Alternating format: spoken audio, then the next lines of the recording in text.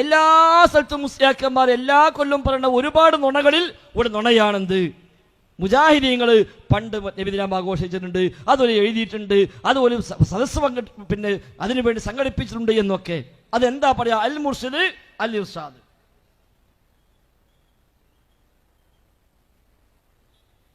ഇതാണ് ആ സാധനങ്ങൾ. ഏതാണ്ട് 100 കൊല്ലം പഴക്കണ്ട്. അൽ മുർഷിദും അൽ ഇർഷാദും ഈ വിഷയത്തിൽ മാത്രം ഞാൻ തന്നെയും ലേഖനം എഴുതിയിട്ടുണ്ട്. അൽ ഇർഷാദും അൽ മുർഷിദും ഖുറാഫി കുപ്രചാരണങ്ങളും എന്ന പേര് എൻ്റെ ലേഖനമുണ്ട്. എന്നിട്ട് മുസ്ലിയാക്കന്മാർ ഇപ്പോഴും പറയുന്നത് എന്താ, പണ്ടുല ആഘോഷിച്ചിരുന്നു. എന്താ പറയുക, ഓരോ ചില ലേഖനങ്ങൾ എടുക്കും, അതിൽ നിന്ന് അവർക്ക് ആവശ്യമുള്ളത് മാത്രം വായിക്കും, ബാക്കിയൊന്നും വായിക്കൂല.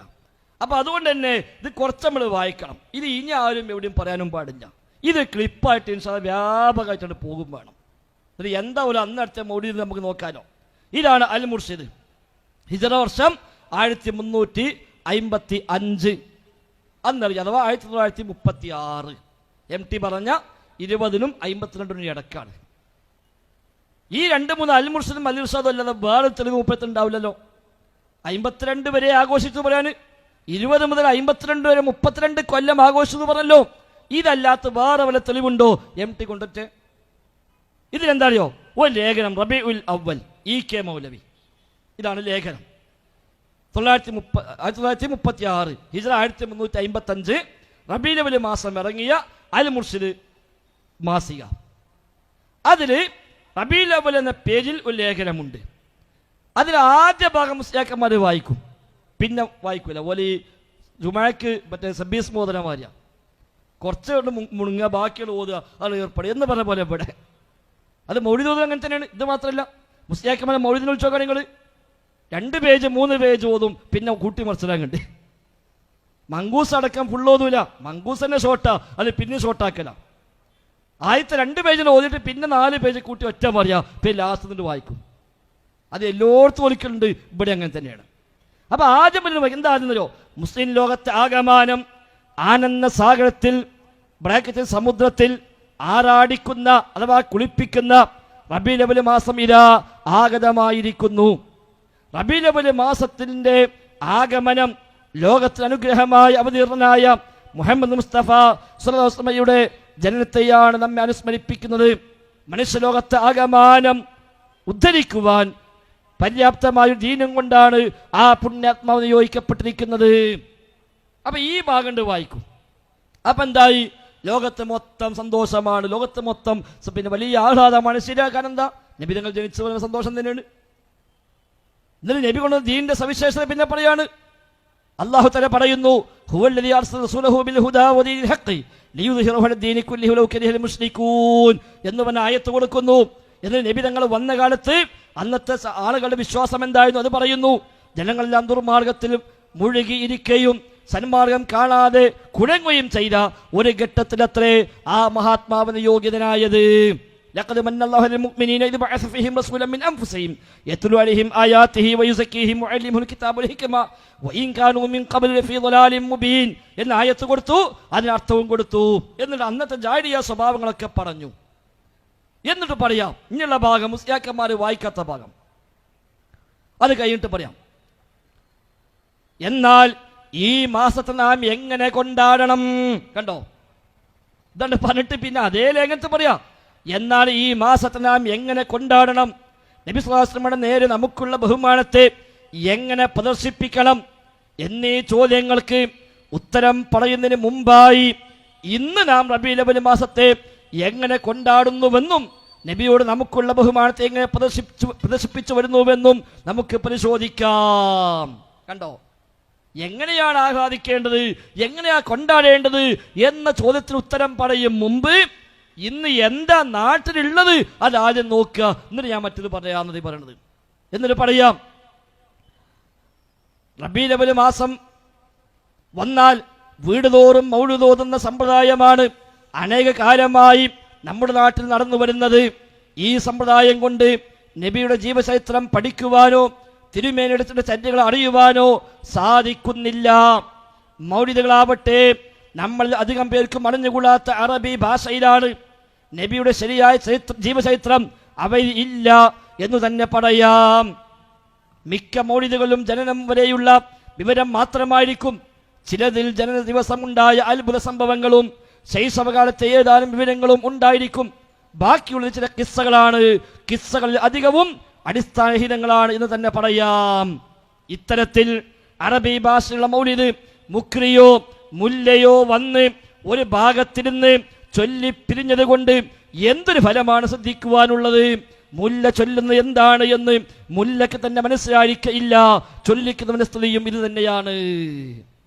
കണ്ടോ, അന്നേരിയതൊക്കെ ഒരു മുല്ല വന്നിട്ട് അറബി എന്നോ ചൊല്ലിപ്പിരിഞ്ഞു പോവുക. എന്തായി ചൊല്ലണത്? മുല്ല ചൊല്ലുന്നത് എന്താന്ന് മുല്ലക്ക് തന്നെ അറിയില്ല. ചൊല്ലിക്കുന്നതിന്റെ സ്ഥിതിയും ഇത് തന്നെയാണ്. റബീഉൽ അവ്വൽ കൊണ്ടാടുന്നത് ഇങ്ങനെയാണോ? ഇതുകൊണ്ടാണോ നബിയോടുള്ള ബഹുമാനത്തെ പ്രദർശിപ്പിക്കേണ്ടത്? അപ്പൊ ഇതാണ് ഇപ്പൊ നാട്ടിലുള്ളത്. ഇങ്ങനെ അല്ല വേണ്ടത്. ഇനി എങ്ങനെ വേണ്ടത്? നബി സ്വല്ലല്ലാഹു അലൈഹി വസല്ലമയോട് നമുക്കുള്ള ബഹുമാനത്തെ പ്രദർശിപ്പിക്കേണ്ടത് നബിയുടെ ചര്യകളെയും സന്ദേശങ്ങളെയും പഠിപ്പിക്കുകയും തിരുമേനയെ പിന്തുടരുകയും ചെയ്യുന്നത് കൊണ്ടാണ്. നബിയെ പിന്തുടരുന്നത് കൊണ്ടല്ലാതെ നാം അല്ലാഹു തആലയുടെ സ്നേഹത്തിന് പാത്രവാന്മാർ ആയിത്തീരുന്നതല്ല. അല്ലാഹു തആല പറയുന്നു, ഖുൽ ഇൻ കുന്തും തുഹിബ്ബുനല്ലാഹ ഫത്തബിഊനി യുഹിബ്ബുകുമുല്ലാഹ്. നിങ്ങൾ എന്നെ സ്നേഹിക്കുന്നുവെങ്കിൽ, അല്ലാഹുവിനെ സ്നേഹിക്കുന്നുവെങ്കിൽ നിങ്ങൾ എന്നെ പിൻപറ്റണമെന്ന് നബിയെ താങ്കൾ പറയുക. എന്നിട്ട് പറയാം, നമ്മൾ അധികം ആളുകൾക്കും നബി സ്വല്ലല്ലാഹു അലൈഹി വസല്ലമയുടെ സച്ചരിതങ്ങൾ അറിഞ്ഞുകൂടാ.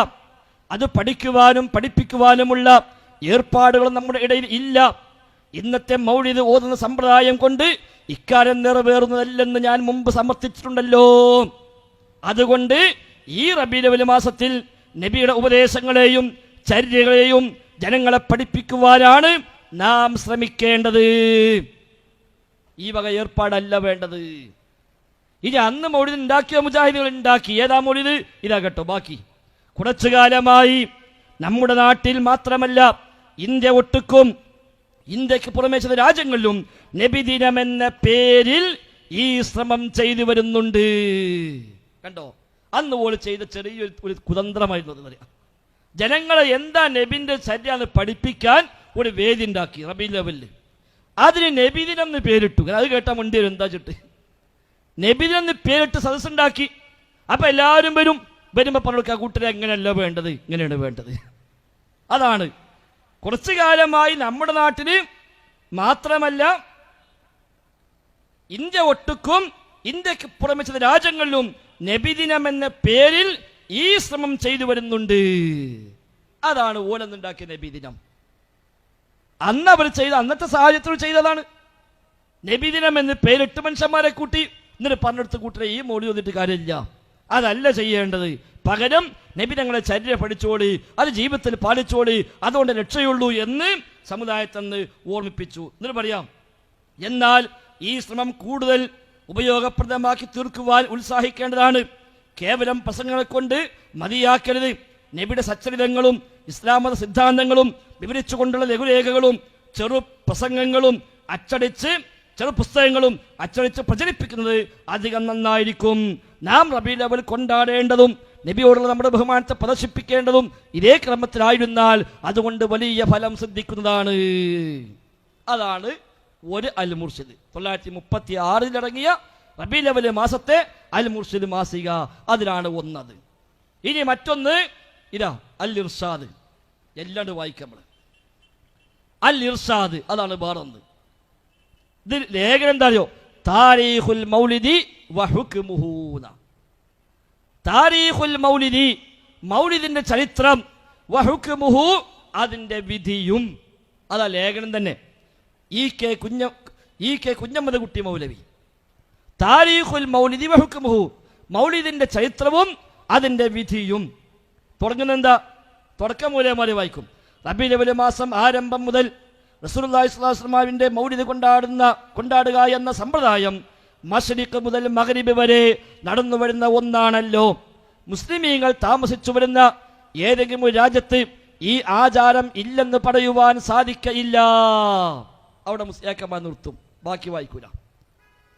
മശ്രിഖ് മുതൽ മഗ്രിബ് വരെ, കിഴക്ക് മുതൽ പടിഞ്ഞാറ് വരെ ലോകത്ത് മുഴുക്കയും ഉണ്ട് നബിദിനം ആഘോഷിക്കൽ എന്നതിന് പറയുന്നു. മുസ്ലിമീങ്ങൾ താമസിക്കുന്ന ഏതെങ്കിലും രാജ്യത്ത് ഇത് ഇല്ലെന്ന് പറയാൻ കഴിയില്ല. അവിടെ നിർത്തും. കണ്ടോ? അപ്പൊ ലോകത്ത് മുഴുവനും ഇതുണ്ട് എന്ന് ഓലന്ന് പറഞ്ഞിട്ടുണ്ട്. ശരിയാണ്, ലോകത്ത് മുഴുവൻ ഇന്നുണ്ടല്ലോ, ലോകത്ത് മുഴുവൻ ഇന്നുണ്ട്. അതുകൊണ്ട് ദീനാവോ? ഇല്ല. അടുത്ത വാചകം എന്താ? എന്നാൽ. കണ്ടോ? എന്നാൽ അതവിടെ തുടങ്ങണ്, അത് വായിക്കൂല. ഇങ്ങനെ ചെയ്തു വരുന്നത് നമ്മുടെ മുഹമ്മദ് നബി സ്വല്ലല്ലാഹു അലൈഹി വസല്ലം ഭൂജാതനായിട്ടുള്ളത് ഈ മാസത്തിലാകയാൽ അതിൻ്റെ ഓർമ്മക്കായും ആ പുണ്യാത്മാവോട് നമുക്കുള്ള അതിരറ്റ സ്നേഹത്തെ വെളിവാക്കുവാൻ വേണ്ടിയുമാണെന്ന് എല്ലാവർക്കും അറിയാമല്ലോ. പക്ഷേ അതുകൊണ്ടുള്ള ശരിയായ ഫലത്തെ മനസ്സിലാക്കിയവർ വളരെ ചുരുങ്ങും. ഏറ്റവും മഹത്തായ ഈ ദിവസത്തിൽ റസൂലുള്ളാഹി സ്വല്ലല്ലാഹു അലൈഹി വസല്ലം തങ്ങളുടെ തിരുജന നാളായ റബീഉൽ അവ്വൽ 12-ാം തീയതിയിൽ ലോകത്തിൽ റഹ്മത്തായി എഴുന്നേൽപ്പിക്കപ്പെട്ട നബി സ്വല്ലല്ലാഹു അലൈഹി വസല്ലമിന്റെ ചുരുങ്ങിയ ചരിത്രത്തെ എങ്കിലും പറഞ്ഞു ജനങ്ങളെ മനസ്സിലാക്കുക എന്നതിലാണ് നാം പ്രത്യേകം ശ്രദ്ധിക്കേണ്ടത്. ചെയ്യേണ്ടത് എന്താ? നബിയുടെ ചരിത്രം പറഞ്ഞെടുത്തിട്ട് ജനങ്ങളെ ഉത്ബോധിപ്പിക്കുക. അതാണ് നമ്മൾ ചെയ്യേണ്ടത്. കഴിഞ്ഞില്ല. അങ്ങനെ ചെയ്യുന്നതിനാൽ അല്ലാഹു തആല നബിയെ അയച്ചത് കൊണ്ട് തങ്ങൾക്ക് ചെയ്തു കൊടുത്തിട്ടുള്ള മഹത്തായ അനുഗ്രഹത്തെക്കുറിച്ച് മുഅ്മിനീങ്ങൾ ചിന്തിക്കുകയും അവരുടെ ആത്മാവ് ആ നിലയിലുള്ള വിശ്വാസാധിക്യത്താൽ പൂർണ്ണ സ്നേഹത്താലും പരിപോഷണമാവുകയും ആ നബിയുടെ ദീനിനെ നിലനിർത്തുന്നതിലും സുന്നത്തിനെ ഹയാത്താക്കുന്നതിലും അത്യാഗ്രഹമുള്ളവരായി തീരുകയും ചെയ്യുന്നതാണ്. ഇതിനേക്കാളും മഹത്തായ എന്തൊരു കാര്യമാണ് നമുക്ക് ശ്രദ്ധിക്കുവാനുള്ളത് എന്ന് പറഞ്ഞിട്ട് പിന്നെ പറയാം. എന്നാൽ റബീഉൽ അവ്വൽ മാസത്തിൽ റബീഉൽ അവ്വലിൽ മൗലിദ് കഴിക്കുന്നത് മുസ്ലിമീങ്ങളെ സർവ്വസാധാരണമായ ഒരു ആദത്തായി തീരുകയാൽ, മുസ്ലിമീങ്ങളെ പതിവായി തീർന്നിട്ടുണ്ട്, അങ്ങനെ തീരുകയാൽ കഴിവുള്ളവരുടെ മേൽ വാജിബോ സുന്നത്തോ ആയിട്ടുള്ള ഒരു ദീനിയായ അമലാണെന്നും അതിനെ ഉപേക്ഷിക്കുന്നവർ തീർച്ചയായും ആക്ഷേപാർഹരാണെന്നും ജനങ്ങൾ പൊതുവെ മനസ്സിലാക്കി കഴിഞ്ഞിട്ടുണ്ട്.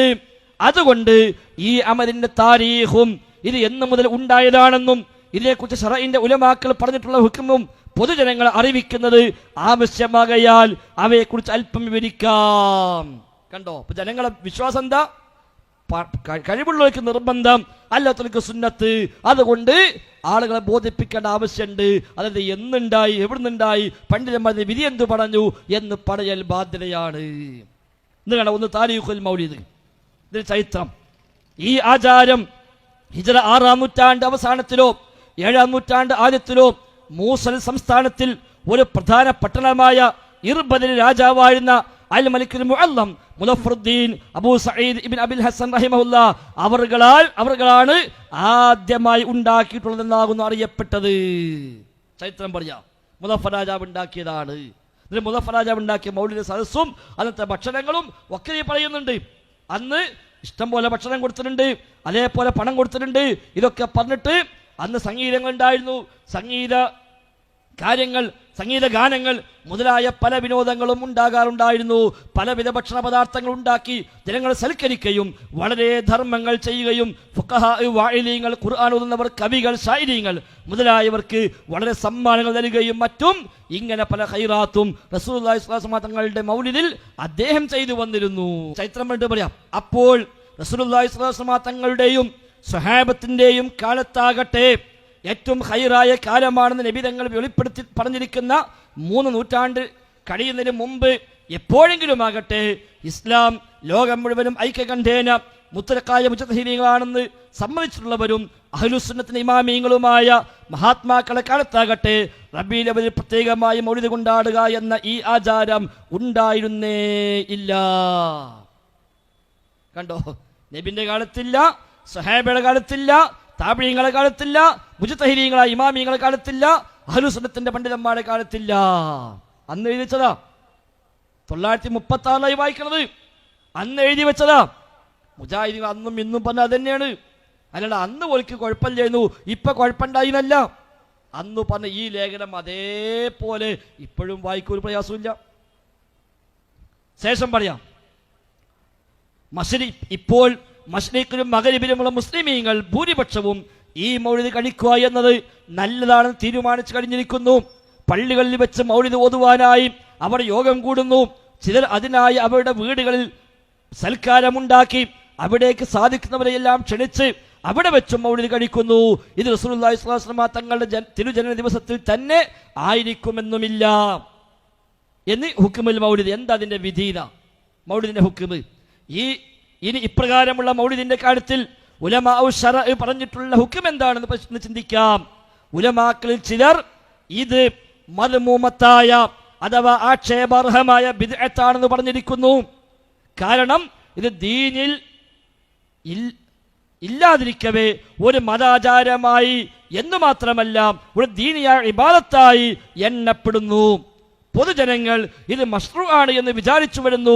വേറെ ചില ഉലമാക്കൾ പറയുന്നത് ഇത് നല്ലതായ ബിദ്അത്താണ് എന്നാണ്. കണ്ടോ, ചില പണ്ഡിതന്മാർ പറഞ്ഞു മോശപ്പെട്ട ബിദ്അത്താണ്, ചില പണ്ഡിതന്മാർ പറഞ്ഞു നല്ല ബിദ്അത്താണ്. ഇതല്ലേ കഴിഞ്ഞ മുഖാമത്തിൽ നമ്മളും പറഞ്ഞത്, അതന്നെ അന്വയിച്ചത്. ഇത് എന്താ നല്ലത് പറയാൻ ന്യായം? എന്തുകൊണ്ടെന്നാൽ ഈ അമൽ ഖാത്തമുൽ അംബിയാവായ റസൂലുള്ളാഹി സ്വല്ലല്ലാഹു അലൈഹി വസല്ലം തങ്ങളുടെ ഉത്ഭവത്തെക്കുറിച്ച് ആ നബി ഭൂജാതനായ ദിവസത്തിൽ സന്തോഷത്തെ ലാഹിറാക്കുന്നത് കൊണ്ടും സദഖ മുതലായവ കൊണ്ടും അല്ലാഹു തആലയോടുള്ള ശുക്രാണെന്നാണ് അവർ പറയുന്നത്. കണ്ടോ, നല്ല ബിദ്അത്താണെന്ന് പറഞ്ഞവർക്ക് അതാണ് ന്യായം. എന്നിട്ട് ആ പറഞ്ഞ മൊത്തം പണ്ഡിതന്മാരെ വിവരിക്കുന്നു. നല്ല ബിദ്അത്ത് പറഞ്ഞവർ, മോശപ്പെട്ട ബിദ്അത്ത് പറഞ്ഞവർ അതൊക്കെ എണ്ണി എണ്ണി എണ്ണി പറയുന്നു. എന്നിട്ട് പറയാ, ഇത്രയും പറഞ്ഞതിൽ നിന്ന് അമലുൽ മൗലിദ് ഉത്ഭവിച്ചതിന് പുറകെ ഉലമാഉ ശറഅ് രണ്ടഭിപ്രായക്കാരായിട്ടാണ് ഇരിക്കുന്നത് എന്നും പ്രമാണിക്കത്തക്ക പല ഉലമാക്കളും അത് ഹസനത്തായ ബിദ്അത്താണെന്ന് ഫത്വ ചെയ്തിരിക്കുന്നുവെന്നും വെളിപ്പെട്ടുവല്ലോ. പക്ഷേ യാതൊരു ശർറും അതിൽ കലർന്നു പോകാതെയും അത് കാരണമായി യാതൊരു ദോഷവും ഉണ്ടായിത്തീരുവാൻ ഇടവരാതെയും നടത്തപ്പെടുന്ന മൗലിദിനെ പറ്റി മാത്രമാണ് അവർ നല്ല ബിദ്അത്ത് എന്ന് പറഞ്ഞത്. കാരണം ഒരു ശർറുമില്ല, ഒരു മോശമായ ഒന്നുമില്ല, അതിനെക്കുറിച്ച് മാത്രമേ നല്ല ബിദ്അത്ത് എന്ന് പറഞ്ഞിട്ടുള്ളൂ. അപ്പോൾ അത് കാരണമായി വല്ല ഫർളുകളും ഒഴിഞ്ഞു പോകാനോ അജ്നബികളായ അഥവാ അന്യരായ പുരുഷന്മാരും സ്ത്രീകളും തമ്മിൽ കാണുന്നത് പോലെയുള്ള വല്ല ദോഷങ്ങളും വന്നുകൂടുവാനോ ഇടയാകുന്ന പക്ഷം, അല്ലെങ്കിൽ ഹറാമോ മക്രൂഹോ ഖിലാഫുൽ ഔലയോ ആയിട്ടുള്ള വല്ല സംഗതികളോ വിനോദങ്ങളോ മറ്റോ അതിനോട് കലർത്തപ്പെടുന്നതാണെങ്കിലും ഈ കൽപ്പിത കാലത്തിൽ ഈ പ്രത്യേക രൂപത്തിൽ ചെയ്യപ്പെടുന്ന ഈ അമൽ മൗലിദിന് ഇങ്ങനെ ദീനിൽ കൽപ്പിക്കപ്പെട്ടതാണെന്ന് പൊതുജനങ്ങൾ മനസ്സിലാക്കുവാൻ ഹേതുവായി തീരുന്നതായാലും ഇങ്ങനെ എന്തെങ്കിലും ഒരു ദോഷത്തിന് ഈ അമൽ മൗലിദ് കാരണമാകുന്നുണ്ടെങ്കിൽ അത് വിരോധിക്കപ്പെടേണ്ടതാണെന്നും താൻ കഴിക്കുന്ന മൗലിദിന് ശർറിൽ നിന്ന് അല്പമെങ്കിലും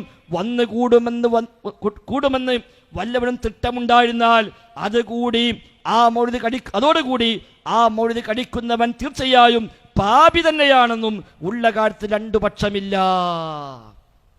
അപ്പൊ എന്തേ പോലെ അന്നൊരു ഖുർആാനോത്തോ അന്നൊരു സ്വതക്കയോ ഒക്കെ ചെയ്തു, ഹറാമോ കറാഹത്തോ ഒന്നുമില്ല, ഒരു ഷർറുമില്ല എങ്കിൽ മാത്രമേ നല്ല ബിദ്അത്ത് എന്ന് അന്ന് പറഞ്ഞ പണ്ഡിതന്മാരും പറഞ്ഞിട്ടുള്ളൂ എന്നാ പറയണത്. വല്ല ദോഷവും വന്നാലോ ആ ചെയ്തവൻ പാപിയാണ്, ഒരു ആസിയാണ്, പാപിയാണ് എന്നാണ് അന്ന് ലേഖനം എഴുതിയത്. ഇനി അന്നത്തെ മൗലിദോ അതിനെക്കുറിച്ചും പറഞ്ഞു. മറ്റൊരു അൽ മുർഷിദ് ഒക്കെ വായിക്കാം നമ്മൾ. ഏതായാലും ഒരു കുറെ കാലമായി ഇതിങ്ങനെ 1357 അടുത്ത കൊല്ലം, മറ്റേ 56 ഇത് 57. അന്നത്തെ അൽ മുർഷിദിന് വീണ്ടും ലേഖനം തഅബിയത്തുൽ മുസ്ലിമീൻ ലിസ്തിഖ്ബാൽ റബീഉൽ അവ്വൽ. അബൂ അഹമ്മദ് റഷീദ് വലപ്പാട് അദ്ദേഹം എഴുതിയ ലേഖനം.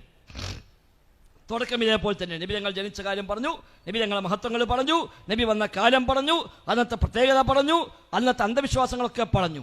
എന്നിട്ട് പറയാം, മൗലിദ് സദസ്സിൽ ദീനിയായ സ്വഹീഹായ ദീൻ അറിയുന്ന ആലിമുകൾ ധാരാളം കൂടിയിരിക്കണം. അവരുടെ ഉപദേശങ്ങൾ മുറക്ക് നടക്കണം. മുസ്ലിങ്ങളിൽ ദീനിയായ ചൈതന്യം അനുകരിപ്പിക്കണം. അന്ധവിശ്വാസങ്ങളും കള്ളങ്ങളും ഉൾക്കൊണ്ട യാതൊന്നും അവർ പറയുകയില്ല. കള്ളക്കഥകളും അടിയുറപ്പില്ലാത്ത റിവായത്തുകളും അവർ ആ ബഹുമാന സദസ്സിൽ പറയുകയില്ല. ശരിയായ ആലിമുൽ ഹക്കിനറിയാം നബിയെ പറ്റി കളവ് പറയുന്നത് മൂബിഖാത്തിൽപ്പെട്ടതാണെന്ന്, ദീനിൽ അടിയുറപ്പില്ലാത്തത് പറയൽ തെറ്റാണെന്ന്, ദഈഫ് സ്വഹീഹാണെന്ന് പറയൽ കുറ്റകരമാണെന്ന് ആഖിറത്തിലേക്ക് വഴികാട്ടുന്ന സ്വാലിഹായ ആലിമ് ജനങ്ങളെ വഞ്ചിക്കുകയില്ല. ദഈഫ് സ്വഹീഹാണെന്ന് പറഞ്ഞ് തെറ്റിക്കുകയില്ല, ഇല്ലാത്തത് ഉള്ളതാണെന്ന് പറഞ്ഞ് ചതിക്കുകയില്ല. തങ്ങൾക്കറിയാത്തത് അറിഞ്ഞുകൂടെന്ന് പറയും, അറിഞ്ഞ പ്രകാരം പറയും.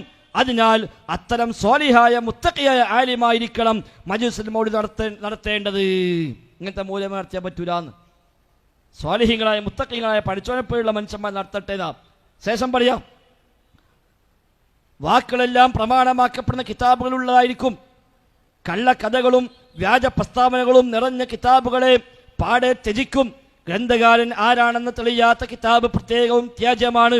ഇസ്ലാം മതം സത്യത്തിന്മേൽ ഉറച്ചിട്ടുള്ളതാകയാൽ ദീനിയായ ആലിമ് ഫത്വകൾക്കും ചോദ്യങ്ങൾക്കും തുറന്ന മനസ്സോടെ യഥാർത്ഥം വെളിപ്പെടുത്തും. യാതൊന്നിലും അവർ കൃത്രിമം പ്രകടിപ്പിക്കുകയില്ല എന്നൊക്കെ പറഞ്ഞ് പണ്ഡിതന്മാരുടെ ബാധ്യത പറയുന്നു. എന്നിട്ട് പറയാം, നമ്മുടെ മൗലിദ് സദസ്സ് പരിഷ്കരിക്കേണ്ടിയിരിക്കുന്നു. കണ്ടോ, ഇതൊക്കെ പറഞ്ഞിട്ട് പിന്നെ പറയാം, നമ്മുടെ മൗലിദ് സദസ്സ് പരിഷ്കരിക്കേണ്ടിയിരിക്കുന്നു. സംഭവ ബഹുലങ്ങളാൽ നിബിഡകൃത്യമായ നബി ചരിത്രം ഉണ്ടായിരിക്കെ യാതൊരു അടിയുമില്ലാത്ത കള്ളക്കഥകളും കള്ളരിവായത്തുകളും പ്രചരിപ്പിക്കുവാൻ നമ്മുടെ ആലിമുകൾ തുനിയുന്നത് ഒട്ടും ശരിയല്ല. ഇന്ന് നാം സ്വീകരിച്ചിരിക്കുന്ന മൗലിദ് കിതാബിൽ സ്വഹീഹായ യാതൊന്നും തന്നെ ഇല്ലെന്ന് ഞാൻ പറഞ്ഞാൽ അത് അതിശയോക്തിയാണെന്ന് ഒരു പക്ഷേ പലരും തെറ്റിദ്ധരിച്ചേക്കും. ഈ തെറ്റിദ്ധാരണയ്ക്ക് കാരണം നമ്മുടെ ഉലമാഇന്റെ മൗനാനുവാദമാകുന്നു. അവർ സ്വഹീഹായ പ്രസ്താവനകൾ അടങ്ങിയിട്ടുള്ള കിതാബാണെന്ന് കിതാബ് തയ്യാറാക്കി കൊടുക്കേണ്ടിയിരുന്നു. അതവർ ചെയ്തില്ല. ദഈഫും മൗദൂഉമായത് തെര്യപ്പെടുത്തി കൊടുക്കേണ്ടിയിരുന്നു. അതും അവർ ചെയ്തില്ല. ഇത്തരക്കാരാണോ മുസ്ലിം സമുദായത്തെ സ്വർഗത്തിലേക്ക് തെളിക്കുന്നത്? ഇവർ സ്വർഗത്തിലേക്കല്ല, നരകത്തിലേക്കാണ് മുസ്ലിങ്ങൾ നയിക്കുന്നത്. കണ്ടോ, ഇവിടെ MT രമേശ് ചോദിച്ച ചോദ്യമുണ്ട്. മൗലിദ് കഴിക്കുന്ന ആളുകളൊക്കെ സ്വർഗത്തിന്റെ വഴിയല്ല എന്ന് ഫദ്ലുൽ ഹക്കുമിനെ കളിപ്പിട്ടിട്ട് പറഞ്ഞല്ലോ. അപ്പൊ മൗലിദ് ഈ മൗലിമാരൊക്കെ നരകത്തേക്ക് വിളിച്ചവരാണോ? അതേ മൗലിമാർ അതേ ലേഖനത്തിൽ പറയുന്നു, ഇപ്പൊ മൗലിദ് കഴിക്കാൻ പറയുന്ന മുസ്ലിയാക്കന്മാർ സ്വർഗത്തിലേക്കല്ല നയിക്കുന്നത്, നരകത്തിലേക്കാണ് നയിക്കുന്നത്. കഴിഞ്ഞില്ല, അവർ സ്വർഗത്തിലേക്കല്ല നരകത്തിലേക്കാണ് മുസ്ലിങ്ങൾ നയിക്കുന്നത് എന്ന് ആശങ്കയ്ക്ക് ഇവിടെ ഇടമുണ്ട്. എന്തുകൊണ്ടെന്നാൽ മൗലിദ് ഓതുന്നവനെ പറ്റി ഈ ആയത്ത് എന്ത് സൂചിപ്പിക്കുന്നുവെന്ന് നോക്കുക.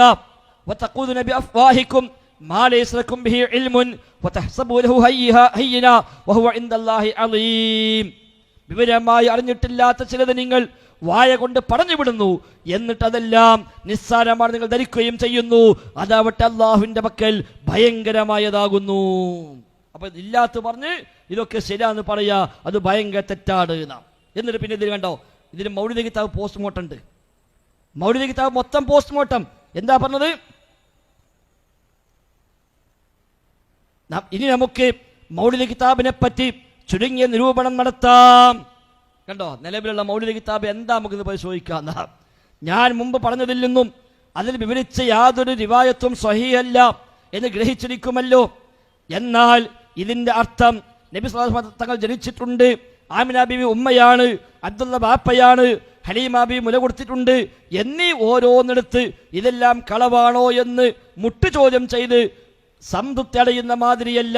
ഇത്തരം ചില ചോദ്യങ്ങൾ കുബുദ്ധികളായ ചില മുസ്ലിയാക്കന്മാർ ചെയ്തേക്കാം. കേട്ടാ, മൗലിദ് മൊത്തം തെറ്റാന്ന് പറഞ്ഞാൽ നബി ജനിച്ചു അതിലില്ലേ, അത് തെറ്റാണോ? ആമിന ബീവി ഉമ്മ എന്നല്ലേ തെറ്റാണോ? അബ്ദുള്ള ഉപ്പ എന്നത് തെറ്റാണോ? അപ്പൊ ചില കുരുട്ടുബുദ്ധികളായ മുസ്ലിയാക്കന്മാർ അത് ചോദിക്കാം. അന്നുണ്ട് കുരുട്ടുബുദ്ധി മുസ്ലിയാക്കന്മാർ എന്ന് മനസ്സിലായല്ലോ. എന്നിട്ട് പറയാം,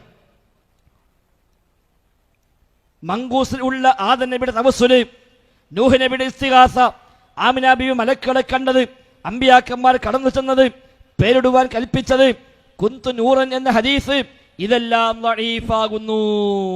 കണ്ടോ, മങ്കൂസിലെ ഓരോന്നും ഇതൊക്കെ ദഈഫാണ്. പിന്നെ ചിലത് മൗദൂഉമാകുന്നു. കഅബുൽ അഹ്ബാറിന്റെ ഹദീസ് മൗദൂ ആകുന്നു. വറുവിയ അന്ന ആമിന റഅത്ത് എന്ന റിവായത്ത് മൗദൂ ആകുന്നു. ഫാരിസ് തീ കെട്ട വിവരം മൗദൂ ആകുന്നു. യഹ്യ ബിൻ ഉർവത്തിന്റെ പ്രസ്താവന ദഈഫാകുന്നു. ഉസ്മാൻ ഹുവൈരിസിന്റേതും അങ്ങനെ തന്നെ.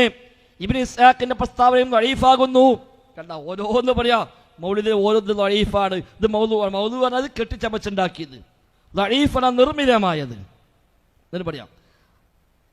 ഇനി മങ്കൂസിന്റെ ഗ്രന്ഥകർത്താവ് ആരാണ്, അദ്ദേഹം എവിടെ നിന്നാണ് എടുത്തത് എന്നും അറിയണം. ഇപ്പോൾ നിങ്ങൾക്ക് അറിയാം, മങ്കൂസ് ഓതുന്നത് കള്ളങ്ങൾ ഉരുവിടലാണ്.